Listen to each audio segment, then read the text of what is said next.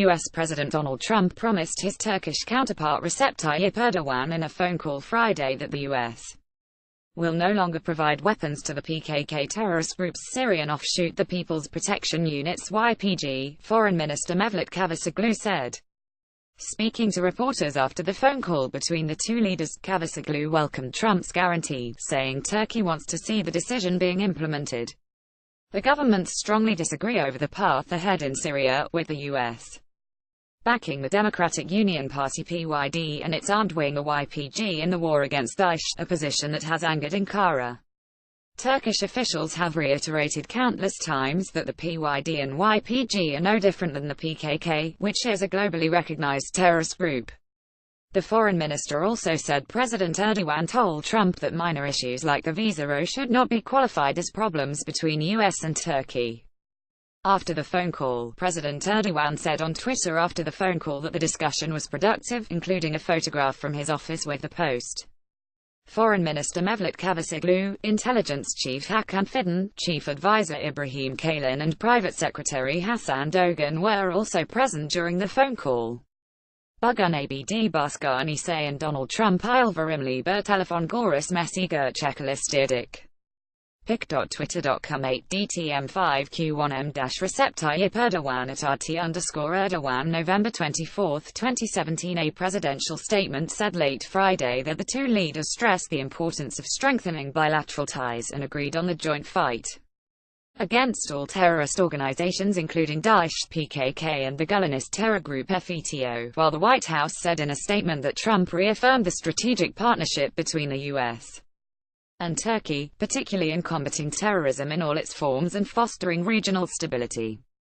Consistent with our previous policy, President Trump also informed President Erdogan of pending adjustments to the military support provided to our partners on the ground in Syria, now that the Battle of Raqqa is complete and we are progressing into a stabilization phase to ensure that Daesh cannot return, the White House statement said.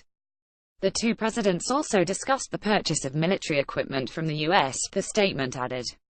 Earlier Friday, Trump announced the intended call to discuss bringing peace to the Middle East, 2 days after a crucial meeting between Turkey, Russia and Iran on Syria. Trump made the announcement through Twitter at 7:04 a.m. Washington time 12:04 GMT. We'll be speaking to President Recep Tayyip Erdogan of Turkey this morning about bringing peace to the mess that I inherited in the Middle East. I will get it all done, but what a mistake, in lives and dollars $6 trillion, to be there in the first place. Donald J. Trump at Real Donald Trump November 24, 2017. Trump railed during his campaign about the ongoing conflicts in Afghanistan and Iraq, but has boasted about progress in recent months under his watch. Trump said in a series of tweets that he'll get it all done, but what a mistake, in lives and dollars to be there in the first place. It's unclear exactly which countries he's referring to, but Trump has cited $6 trillion in the past to assess U.S. spending on conflicts in the Middle East. Fact-checkers have found that number to be only partially accurate since it falls on the high end of analysts' estimates and includes future medical care and disability benefits and nation-building costs. Meanwhile, on his way back from Sochi Thursday, President Erdogan also said that he may speak with Trump in the coming days. Let's hear what they have to say about what they are doing. In Hamburg, they said they had recorded the registration numbers of all weapons given to the YPG and would be collecting them after Daesh was destroyed. Did they do so? Now, there is talk about a new U.S. base in Raqqa, their 14th base. 5 or 6 of them are air bases, he said. Turkey opposed the U.S. invasion of Iraq in 2003, a decision that raised tensions between the nations. However, recent events have strained the relationship between the two NATO allies to levels not seen in decades, as Ankara appears ever friendlier with Russia.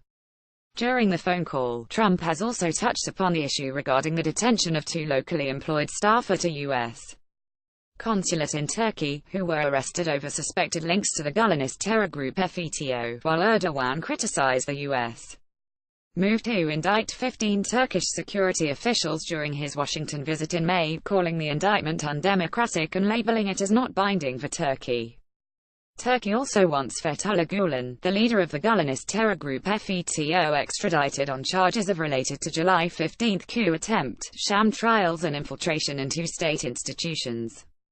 Meanwhile, a trial is ongoing against Turkish-Iranian gold trader Reza Zarrab and one of state-run lender Halkbank's deputy general managers, Mehmet Hakan Atilla, both accused of skirting sanctions on Iran in a gold for oil deal. Turkish officials argue that the case is politically motivated and based on illegally gathered and false evidence obtained by FATO-linked police officers and prosecutors.